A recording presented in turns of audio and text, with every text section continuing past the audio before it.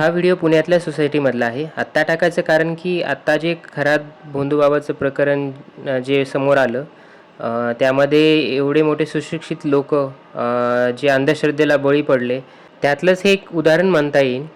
त्या प्रकरणात तर सर्वांनीच पाहिले, लोकांनी अंधश्रद्धेच्या नावावर काय काय पिले, हाताची बोटं काय कापतायत. इथं या ठिकाणी लिंबू कापलं त्याच्यामध्ये लवंगा खोचल्यात, हळदी कुंकू वाहिले. ठीक 12 वाजता या दोन घरांसमोर हे लिंबू ठेवलं आता हे केल्यानं काय होतं काय माहिती, पण त्यांची किती सडकी मानसिकता आहे.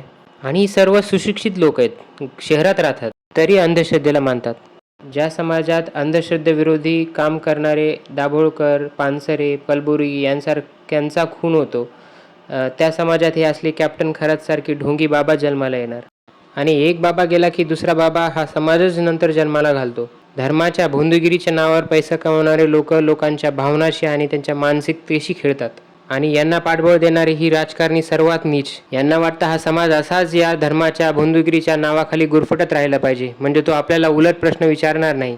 ज्या स्त्रियांच्या शिक्षणासाठी सावित्रीबाईंनं एवढा संघर्ष केला, त्या स्त्रियांना संतती प्राप्तीसाठी एका भोंदूबाबाकडे जावं, ही किती लाजिरवाणी गोष्ट आहे. आपल्या संतांनी त्यांच्या कीर्तनातून, लिखाणातून समाज प्रबोधनाचे काम केले आणि समाज जागृत करणारा तेव्हाही प्रस्थापितांच्या पसनी पडला नव्हता आणि आताही पडत नाहीये. त्यामुळे स्वतंत्र भारतात राहून आजही आपण गुलामच आहोत.